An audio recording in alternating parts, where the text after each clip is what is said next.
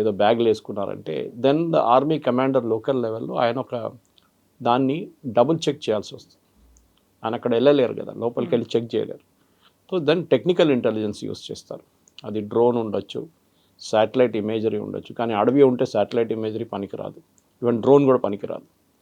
Technical intelligence, heat seeking, infrared అట్లాంటి cameras use చేస్తారు.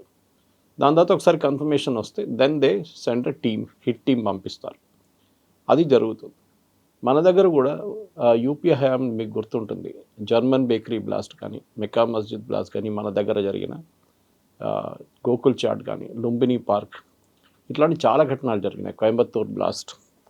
అన్నిట్లో ఇంటెలిజెన్స్ వచ్చిందంటే బహుశా వచ్చి ఉంటుంది, ఒక బ్లాస్ట్ జరుగుతుందేమో అని చెప్పి. లేటెస్ట్గా మనకి Delhi blast, red fort blast మనకు తెలిసింది.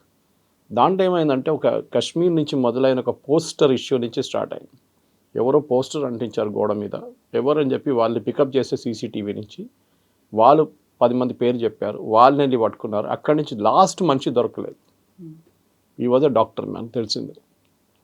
ప్యానిక్ అయ్యి ఆయన ఏం చేశాడంటే ఉన్న మెటీరియల్ అంతా కార్లు వేసుకొని రెడ్ ఫోర్ట్ వైపు వెళ్ళి రెడ్ ఫోర్ట్లో పార్క్ చేసి అది రోజు సాయంత్రం తీసినప్పుడు ఆ ట్రాఫిక్ సిగ్నల్ కాడ బ్లాస్ట్ అయింది. ఇప్పుడు దాంట్లో కూడా అడగొచ్చు, మీకు ఇంటెలిజెన్స్ ఏమైంది? మీరు మర్చిపోతున్నారు, వాళ్ళు 9 మందిని పట్టుకున్నారు, 10% ఎస్కేప్ అయిపోయారు అంతే. ఆ 9 మందిని కూడా పట్టుకోకపోతే వాళ్ళు 9 మంది కూడా బ్లాస్ట్ చేస్తుండే ఆ రోజు.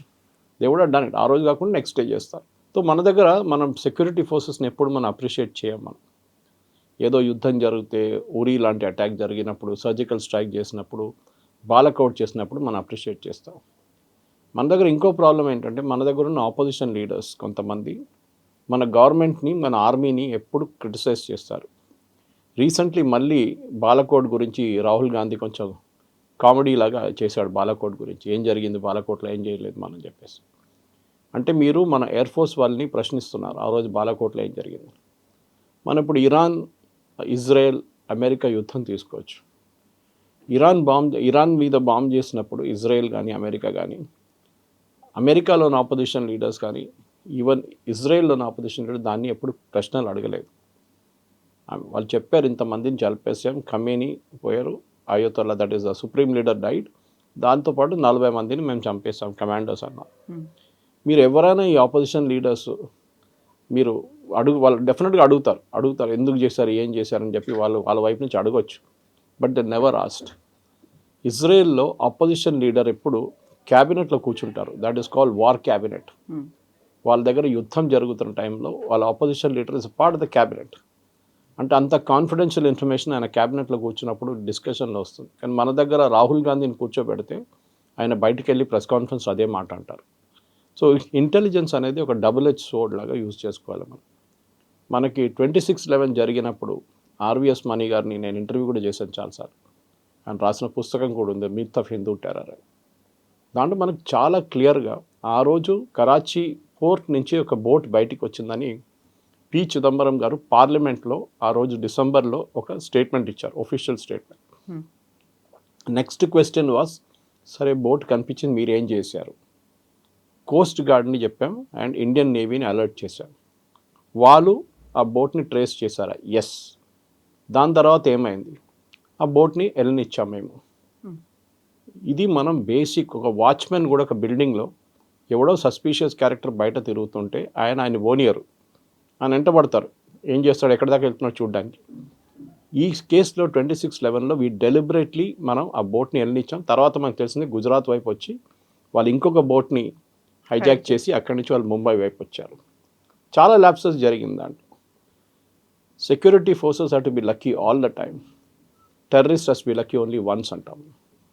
అది చాలాసార్లు అట్లా జరిగింది. మనకు తెలియదు, అజిత్ దోవల్ గారు వాళ్ళ టీం, రా కానివ్వండి, మిలిటరీ ఇంటెలిజెన్స్ కానివ్వండి, ఈవెన్ స్టేట్ ఇంటెలిజెన్స్ కానివ్వండి, వాళ్ళు సక్సెస్ఫుల్గా ఆపిన టెర్రరిస్ట్ అటాక్ చాలా ఉంటుంది, కానీ వాళ్ళు దాని గురించి మాట్లాడరు. అది చాలా మటుకు మనం చూసాం, స్టేట్లో కూడా టెర్రరిస్ట్ అటాక్ ఆపారు, కానీ దాని గురించి ఒక చిన్న హింట్ ఇస్తారు, కానీ ఎగ్జాక్ట్లీ ఏం జరిగిందని ఆ రోజు వాళ్ళు మాట్లాడరు. 26/11 జర్మన్ బేకరీ, సంఝోతా ఎక్స్ప్రెస్, ఇదన్నీ జరిగినప్పుడు కూడా మనం చూసాం చాలా మటుకు గవర్నమెంట్ ఆఫ్ ఇండియా వైపు నుంచి ల్యాప్సెస్ ఉండే ఆ టైంలో. దాని తర్వాత ఆ ల్యాప్సెస్ని మనం సరిదిద్దుకున్నాం చాలా మటుకు. ఒకటి ఫర్ ఎగ్జాంపుల్ ఆ రోజు 26/11 జరిగినప్పుడు ఎన్ఎస్జీని నేషనల్ సెక్యూరిటీ గార్డ్ అంటే బ్లాక్ క్యాట్ కమాండోస్ మన దగ్గర వాళ్ళకి ఒక్కటే యూనిట్ ఉండే ఆ టైంలో మానేసార్లో. It is in Haryana, Delhi దగ్గరే. వాళ్ళకి ఢిల్లీ టెక్నికల్ ఏరియా పాలెంకి రావడానికి వాళ్ళకి ఈవినింగ్ ట్రాఫిక్లో గంట సేపు పట్టింది ఆ రోజు. వచ్చిన తర్వాత కూడా వాళ్ళని ఆపెట్టారు సార్. అది ఇంకో స్టోరీ, శివరాజ్ పాటిల్ స్టోరీ ఉంది. కానీ అప్పుడు వాళ్ళకి అర్థమైంది ఏంటంటే ఈ 1 అవర్ ప్లస్ బాంబేకి ట్రావెల్ చేయడానికి ఇంకో 2 అవర్స్ పట్టింది వాళ్ళకి. ఫైనల్ అక్కడ చేరుకున్నప్పుడు 4 గంటలకు చేరుకున్నారు సాయంత్రం పొద్దున. అప్పుడు దాకా ఆల్మోస్ట్ 150 మందిని చంపేశారు టెర్రరిస్ట్. ఆ రోజు ఒక డిసిషన్ ఏం తీసుకున్నారంటే వీళ్ళ హబ్స్ ప్రతి మేజర్ సిటీలో పెట్టారు. ఎందుకంటే నేషనల్ సెక్యూరిటీ గార్డ్ అనగానే వాళ్ళకి టాక్టికల్ ప్లానింగ్ ఉంటుంది. వాళ్ళు ఫర్ ఎగ్జాంపుల్ బిల్డింగ్ లోపల దూరినప్పుడు ఎట్లా హ్యాండిల్ చేయాలి టెర్రరిస్ట్ అని ట్రైనింగ్ వాళ్ళకు ఉంటుంది. అది మన వైపు నుంచి నేషనల్ సెక్యూరిటీ గార్డ్ కానివ్వండి, మార్కోస్ అని చెప్పి ఆ రోజు ఇండియన్ నేవీది ఒక కమాండో యూనిట్ వాళ్ళు కూడా ఇన్వాల్వ్ అయినారు బాంబేలో ఆ రోజు. So national security gourd unit ప్రతి స్టేట్లో ఇప్పుడు ఉంది. ఇప్పుడు ఆల్ మేజర్ మెట్రోస్, హైదరాబాద్ కానివ్వండి, చెన్నై కానివ్వండి, ముంబై. సో మీ రెస్పాన్స్ టైం తగ్గిపోతుంది. రేపు ఫర్ ఎగ్జాంపుల్ ఇందోర్లో ఒక అటాక్ జరిగితే nearest place can act immediately. అది ముంబై ఉండొచ్చు, హైదరాబాద్ ఉండొచ్చు, ఢిల్లీ ఉండొచ్చు, దే కెన్ ఇమీడియట్లీ. అండ్ వాళ్ళ కోసం డెడికేటెడ్గా ఎయిర్క్రాఫ్ట్ పెట్టుకున్నారు ఇప్పుడు. అది బిఎస్ఎఫ్ వాళ్ళ ఎయిర్క్రాఫ్ట్ ఉండొచ్చు, హెలికాప్టర్స్ ఉండొచ్చు, అన్నీ. ఆ రోజు మీకు గుర్తుంటుంది వీళ్ళు ముంబైలో దిగిన తర్వాత వాళ్ళకి బాంబే ట్రాన్స్పోర్ట్ కార్పొరేషన్ బస్సు ఇచ్చారు వాళ్ళకి వెళ్ళడానికి. ఆలోచించండి, that they have to reach Taj. ఒక ఎంత ఫాస్ట్గా అక్కడ చేరుకుంటే అంత మంచిది అనుకుంటే వాళ్ళకి ఆల్మోస్ట్ గంట సేపు అక్కడ పట్టింది, ముంబై ట్రాఫిక్లోనే పట్టింది. సో చాలా లెసన్స్ నేర్చుకున్నాం ఆ రోజు మనం. అదే టైంలో పెహల్గామ్లో ఆ రోజు జరిగిన హత్య కూడా చాలా మటుకు ఒక పాకిస్తాన్ ప్లాన్డ్ టెర్రరిస్ట్ అటాక్. చాలా క్లియర్గా తెలుసు. ఎందుకంటే దాని తర్వాత మీరు చెప్పారు చూడండి, operation Mahadev was the continuation of that. దీని నుంచి చాలామంది ఎస్కేప్ అయ్యి ఆపరేషన్ మహాదేవ్ లేరు. నిన్నటి టైమ్స్ ఆఫ్ ఇండియా, ఇవాళ టైమ్స్ ఆఫ్ ఇండియా చాలా మటుకు ఇండియన్ న్యూస్ పేపర్స్లో వచ్చారు. అక్కడున్న 3 లోకల్స్ వీళ్ళని హెల్ప్ చేశారు. వీళ్ళని అక్కడ హౌసింగ్ ఇచ్చారు, వాళ్ళకి ఫుడ్ ఇచ్చిన తర్వాతనే ఈ షెల్టర్ ఇచ్చారు వాళ్ళకి. సో అదొక మనకి పెద్ద ఒక లెసన్. అంటే మన దగ్గర డబ్బుల కోసం అమ్ముడుపోయే చాలామంది ఉన్నారు అని క్లియర్గా తెలిసిపోతుంది. అది ఎప్పుడు అంతే, టెర్రరిస్ట్ బయట నుంచి వచ్చే టెర్రరిస్ట్కి లోకల్ సపోర్ట్ లేకుండా ఏం చేయలేరు. ఆ రోజు ముంబైలో 26/11లో కోలివాడలో దిగిన ఈ 10 పాకిస్తాన్ టెర్రరిస్ట్ని ట్యాక్సీ రెడీగా పెట్టుకున్నారు ఎవరు. 6 ట్యాక్సీలు రెడీగా ఉండే. అప్పుడు ఊబర్ లేదు, ఓలా లేదు, ఏం లేదు ఆ టైంలో. ఎవరు ముంబై తాజ్ బయట ఒక టీ షాప్ ఉండే, చిన్నది. టీ అంటే స్నాక్స్ అని సర్వ్ చేసేది, చిన్న బండి. ఆ రోజు అటాక్ జరిగిన తర్వాత ఆ రోజు నుంచి ఆ బండి లేదు, ఆయన మనిషి కూడా కనిపించట్లేదు. సో చాలా ఉండే. తాజ్ లోపలికి ఆర్మ్స్ తీసుకెళ్లారు, ఆయుధాలు ముందే పెట్టుకున్నారు. ఎవరు తీసుకెళ్లారు? సో కవిత గారు నేను అంతా ఎందుకు చెప్తున్నానంటే ప్రతి టెర్రరిస్ట్ అటాక్ నుంచి ఒక లెసన్ నేర్చుకుంటాం మనం. We have to learn from Israel. ఇజ్రాయెల్లో 80s, 90s అండ్ ఈవెన్ 2000లో కూడా చాలా మటుకు సూసైడ్ బాంబింగ్స్ జరిగేది. అంటే వాళ్ళ బస్ స్టాండ్ దగ్గర, వాళ్ళ ఆర్మీ వాళ్ళ చెక్ పోస్ట్ దగ్గర ఈ పాలెస్టీనియన్ టెర్రరిస్ట్ ఏం చేస్తారంటే ఒక కార్ కానివ్వండి, ఒక బస్లో ఎక్స్ప్లోజివ్ ఫిలప్ చేసి వెళ్ళి కొట్టేస్తారు. 10-15 మంది చనిపోతారు. సో ఇజ్రాయెల్ నేర్చుకున్నారు దీన్ని చేంజ్ చేయాలనేది. ఫస్ట్ దే ఎన్ష్యూర్డ్ దట్ ఈ సెక్యూరిటీ ఫోర్సెస్ ప్రతి చోట ఉండాలి అనేది. అది మనకు పాసిబిలిటీ లేదు. అది మన భారతదేశంలో మీరు ఫర్ హైదరాబాద్ లాంటి సిటీలో మీరు ఎక్కడెక్కడ పెడతారు సెక్యూరిటీ ఫోర్సెస్ని? మీకు ఒక లిమిట్ ఉంటుంది. అది ప్రాబ్లం అనమాట. అట్లాంటి పరిస్థితుల్లో you have to depend on intelligence. Okay, ఇప్పుడు మీరు హేమంత్ కర్కరే కేసు చూసుంటారు, దానికన్నా లెఫ్టినెంట్ పురోహిత్ కేసు చూసుంటారు. హేమంత్ కర్కరే ఇప్పుడు ఆయన చనిపోయారు, ఆయన గురించి మాట్లాడడం బాగుండదు. కానీ he was one of the persons who tortured colonel Purohit. ఇప్పుడు కర్నల్ పురోహిత్కి ప్రమోషన్ వచ్చింది, he has become a brigadier now. ఇంకా 2 సంవత్సరాల సర్వీస్ కూడా పొడిగించారు ఆయన. మిలిటరీ ఇంటెలిజెన్సే మన దగ్గర ఉన్న ప్రేక్షకులు చాలామందికి తెలియదు. వాళ్ళ పని ఏంటంటే స్టేట్ ఇంటెలిజెన్స్ ఉంటుంది, సెంట్రల్ ఇంటెలిజెన్స్ ఉంటుంది, రా ఉంటుంది. రా బేసిక్లీ బయట ఉన్న యాక్టివిటీస్ని కంట్రోల్ చేస్తారు. భారతదేశం బయట ఉన్నది. విత్ ఇన్ కంట్రీ మీ దగ్గర ఐబీ ఉంటుంది ఢిల్లీలో, అది కాకుండా స్టేట్ యూనిట్స్ ఉంటుంది. మిలిటరీ వాళ్ళకి వాళ్ళ ఇంటెలిజెన్స్ ఉంటుంది. ఓకే, ఎంటీ మిలిటరీ ఇంటెలిజెన్స్ ఏం చేస్తారంటే ఎంఐ అంటారు. వాళ్ళు టెర్రరిస్ట్ ఫోర్సెస్లో జాయిన్ అయిపోతారు. మీరు కొన్ని కేసెస్ వినుంటారు, కాశ్మీర్లో అంతా he became kind of a person who గడ్డం పెంచుకొని వాళ్ళతో మిక్స్ అయిపోతారు. కర్నల్ పురోహిత్ చేసింది అదే. అభినవ్ భారత్ అని చెప్పి which has connections earlier to Savarkar and దానికన్నా ముందు మిగతా చాలామంది సెటప్ చేసిన ఒక హిందూ గ్రూప్ ఉండే, వాళ్ళ దాంట్లో దూరిపోయారు. అది వాళ్ళ పని. And he was reporting to his senior. ఆయన సీనియర్కి ఆయన కన్సిస్టెంట్గా రిపోర్ట్ ఇస్తున్నాడు, నేను ఇది చేస్తున్నాను అని చెప్పేసి. కానీ అప్పుడు కూడా ఆయన పికప్ చేసుకున్నారు. హేమంత్ కర్కరే వీళ్ళందరూ కలిసి టార్చర్ చేశారు ఆయన్ని చాలా మటుకు. 7-9 సంవత్సరాల తర్వాత the court acquitted him saying ఆయన ఎవిడెన్స్ ఏం లేదు ఆయన వ్యతిరేకంగా. సో దానికి ప్రతిదానికి మన దగ్గర ఒక స్టోరీ ఉంది. మనకి ప్రాబ్లం ఏంటంటే మన దేశంలో ఆ రోజు అక్కడ బైసారాన్లో జరిగిన హత్యలో పెహల్గాంలో ఆ టూరిస్ట్ ఏరియా ఓపెన్ లేదు ఆ రోజు. అక్కడ ఉన్న టూరిస్ట్ ఏజెన్సీస్ అంటే ఏజెంట్లు అనుకోండి, వాళ్ళు టూరిస్ట్ చాలామంది ఎక్కువ అయినప్పుడు అక్కడి నుంచి నెక్స్ట్ స్పాట్కి పంపించారు అందరినీ పెహల్గాం నుంచి. ఇది సెక్యూరిటీ ఫోర్సెస్ని ఇన్ఫార్మ్ చేయలేదు. కానీ మనం ఒక మాట అర్థం చేసుకోవాలి, ఇది పాకిస్తాన్ టెర్రరిస్ట్కి ఎట్లా తెలిసిందండి దట్ వీళ్ళందరూ బైసరాన్లో ఉంటారు ఆ టైంలో అని చెప్పేసి. అక్కడ లోకల్ కోఆర్డినేషన్ ఉండే. బహుశా ఈ ట్రావెల్ ఏజెంట్స్ కానివ్వండి, హోటల్ ఏజెంట్స్ కానివ్వండి, ఈ టెర్రరిస్ట్ గ్రూప్స్ నడిమిట్లో ఒక కోఆర్డినేషన్ ఉండే.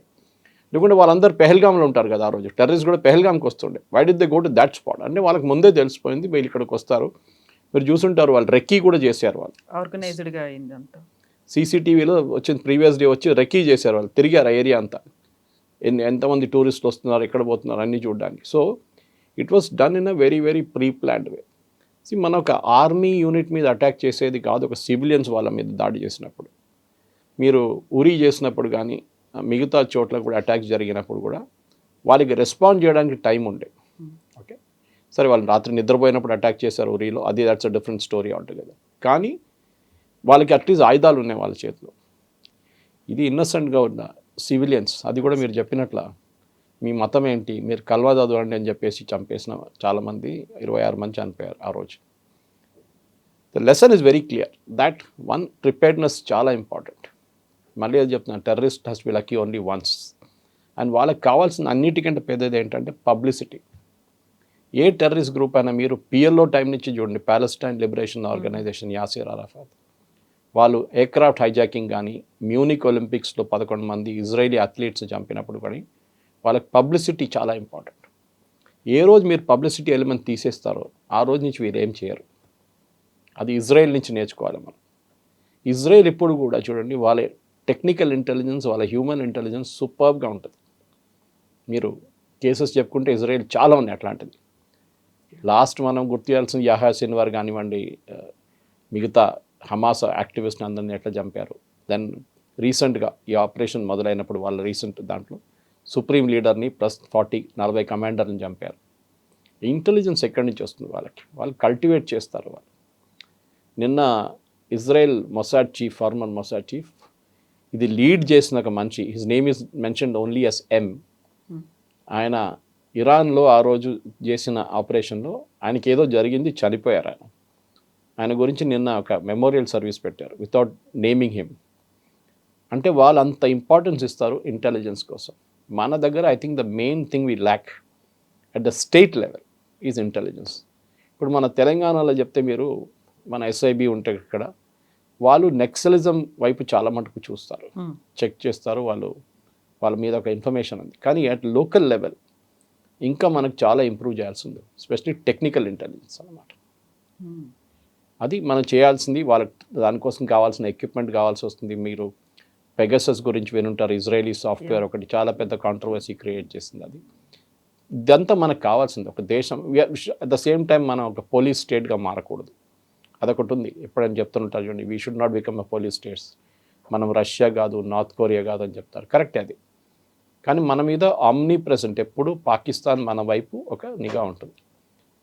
పాకిస్తాన్ వాళ్ళ మెయిన్ ఎయిమ్ ఏంటంటే బ్లీడ్ ఇండియా విత్ 1000 cuts అని చెప్పారు. ఆ స్టేట్మెంట్ మనం ఎప్పుడు మర్చిపోకూడదు.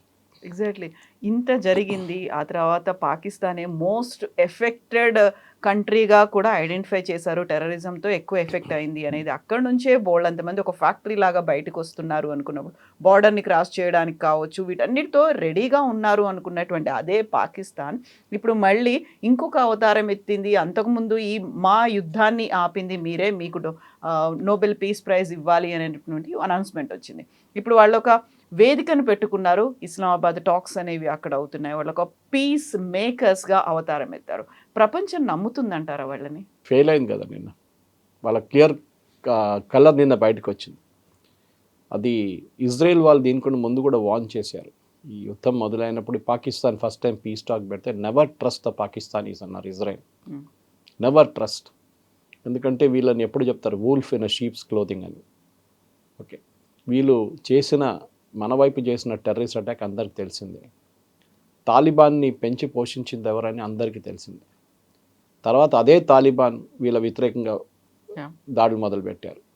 సో పాకిస్తాన్ అనే ఒక దేశంది మెయిన్గా మనం ఇప్పుడు కూడా చూడండి, president Trump vice president Vance మాట్లాడుతున్నది అసీం మునీర్తో, షబాజ్ షరీఫ్తో కాదు. ముందు జియాउल హక్, దానికన్నా ముందు యహ్యా ఖాన్, పర్వేజ్ ముషర్రఫ్, వీళ్ళతోనే మాట్లాడతారు. సివిలియన్ అడ్మినిస్ట్రేషన్ పట్టించుకోరు. ఎలక్షన్ గెలిచిన ఇమ్రాన్ ఖాన్ జైల్లో ఉన్నారు, ఎలక్షన్ ఓడిపోయిన షబాజ్ షరీఫ్ బయట ఉన్నాడు. ఇది వీళ్ళ దగ్గర నుంచి నేర్చుకోవాల్సింది. జుల్ఫికర్ అలీ భుట్టోని ఉరితీశారు, బేనజీర్ భుట్టోని చంపారు. ఇట్లాంటి చాలా ఎగ్జాంపుల్స్ ఉన్నాయి మీకు పాకిస్తాన్లో. సో పాకిస్తాన్ అనే ఒక దేశం మన మీద ఒక అన్ఫినిష్డ్ అజెండాగా భారతదేశం మీద బ్లీడ్ ఇండియా విత్ 1000 cuts. అది మన వైపు మనం అర్థం చేసుకోలేదు ఎన్ని సంవత్సరాల నుంచి. మనం ఒక డెమోక్రసీ, మనం ఏం చేద్దాం, మనం హ్యూమన్ రైట్స్ అది ఇది మాట్లాడుకుని, పాకిస్తాన్ ఎప్పుడు వాళ్ళకి అట్లాంటి ఏం లేదు. వాళ్ళకి మన మీద దాడి చేయాలి. ఇప్పుడు Kashmir is an unfinished agenda అంటారు వాళ్ళు. హైపోథెటికల్ అనుకుందాం కవిత గారు, కశ్మీర్ వాళ్ళ వైపు వెళ్ళింది అనుకోండి, దాంతో ఆగుతారా? కాదు. మళ్ళీ జునగఢ్ అంటారు, మళ్ళీ హైదరాబాద్ అంటారు. ఎస్, ఇది పాకిస్తాన్ స్ట్రాటజీ. వాళ్ళకు మనం ఒక దేశం ఇచ్చాం. వీ వాంట్ ముస్లిమ్స్ కోసం దేశం కావాలంటే స్పెసిఫిక్గా రిలీజియస్ బేస్డ్ ఒక దేశం వాళ్ళకి ఇచ్చాం. మనం ముక్క లైన్ గీత గీసేసి వాళ్ళకి ఇచ్చేస్తారు మహాత్మా గాంధీ, నెహ్రూ కలిసి. కానీ దాంతో వాళ్ళకి సరిపోవట్లేదు. వాళ్ళకి భారతదేశం ఒక సక్సెస్ఫుల్ నేషన్గా, ఒక డెమోక్రసీగా మారింది, వాళ్ళకి ఇంకా తట్టుకోలేకపోతున్నారు వాళ్ళు. Pakistan is a failed state, మనందరూ తెలిసింది. ఎకనామికలీ ఫెయిల్డ్ వాళ్ళు, పొలిటికలీ వాళ్ళు ఫెయిల్ అయినారు. ఇప్పుడు చూడండి, అప్పు తీసుకొని వాళ్ళు లోన్ కడుతున్నారు. సౌదీ అరేబియా దగ్గర డబ్బులు తీసుకొని యూఏకి డబ్బులు ఇస్తున్నారు. నిన్న సుడాన్కి అమ్మాల్సిన ఎయిర్క్రాఫ్ట్ ట్రై చేశారు, అది నిన్న ఫెయిల్ అయిపోయింది. సౌదీ అరేబియా డబ్బులు ఇవ్వరని చెప్పారు. సో పాకిస్తాన్ని మనం ఎప్పుడు గుర్తుపెట్టుకోవాలి, పాకిస్తాన్ని ఇంటర్నేషనల్ లెవెల్లో వాళ్ళని ఐసోలేట్ చేయాలి. ఇన్ఫ్యాక్ట్ ఇవాళ పొద్దున్న నేను లేవంగానే ఫస్ట్ ట్వీట్ అదే చేశాను అసీం మునీర్ గురించి. The mastermind behind Pahalgam attack is now being touted as a peacemaker. అది మనం ఇంటర్నేషనల్ లెవెల్లో ఎక్స్పోజ్ చేయాలి. మన దగ్గర ఉన్న ప్రతి భారతీయుడిది responsibility, even within India and outside India. That should expose Asim Munir how Pahalgam కాదు, చాలా మటుకు అటాక్స్కి, because he was ISI chief before this.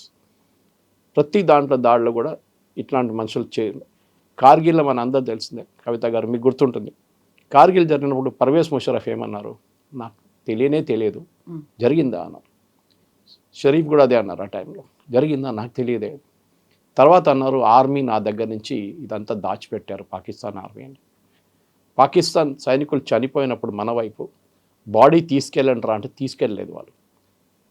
A army అయినా వాళ్ళ ఆర్మీ అంటే ఆర్మ్ ఫోర్సెస్ అనుకోండి, వాళ్ళ సోల్జర్స్ డెడ్ బాడీని వాళ్ళు ఇడవరు, తీసుకెళ్తారు ఏ స్టేట్లో ఉన్నా కానీ.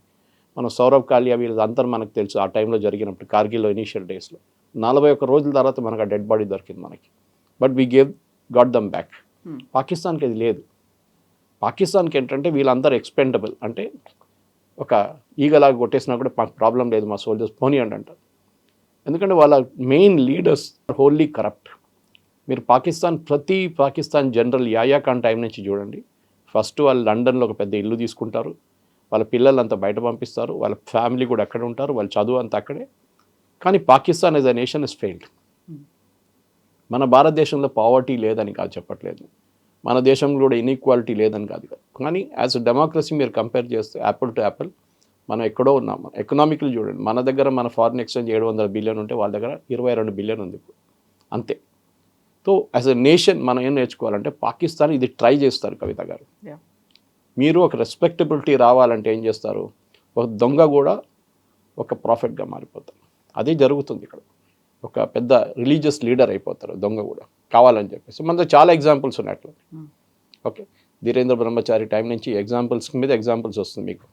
సో అది ఎప్పుడు అంటారు, politics is the last refuge for a scoundrel అంటారు. అట్లనే ఇది కూడా సేమ్ థింగ్. సో ఒక ఆర్మీ డ్రెస్ వేసుకున్న అసీం మునీర్ సడన్గా సూట్లో కనిపిస్తున్నారు.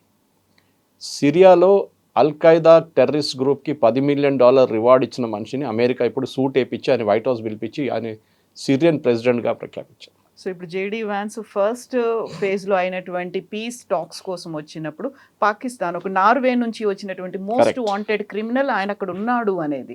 ఇప్పుడు ఇవాళ చూడండి, ఇవాళ పొద్దున డిస్కషన్, నేను పొద్దున ఒక 6 గంటల నుంచి వింటున్నాను డిస్కషన్ ఏం జరిగింది. Are we speaking to the right people అని యుఎస్ వాళ్ళు అడుగుతున్నారు ఇప్పుడు. అంటే మీకు తెలియదా మీరు ఎవరితో మాట్లాడుతున్నారని? మీకు తెలియదా అబ్బాస్ అగార్చి ఎవరు, పెస్కేషియన్ ఎవరు, వాళ్ళ గలిబాఫ్ ఎవరు మీకు తెలియదా? మీకు లేదు, వాళ్ళ నడిమిట్లో కోఆర్డినేషన్ లేదు, వాళ్ళ ఐఆర్జీసీ సపరేట్, వీరు separate. IRGC chief Qasem Soleimani close friend ఇదే అసీం మునీర్ ఉండే, అమెరికా చంపిన కాసిం సులేమానీ. అప్పుడు మీకు తెలియదా who is this character Asim Munir అని? అసీం మునీర్ని వాడుకుంటున్నారు ఇరాన్, అది మర్చిపోతున్నారు పాకిస్తాన్. ఇదే Asim Munir rare earths deal కోసం యుఎస్ ప్రెసిడెంట్కి మొత్తం వాళ్ళ ఏరియా అంతా అప్పగించేశారు. దానికోసం is very close to him.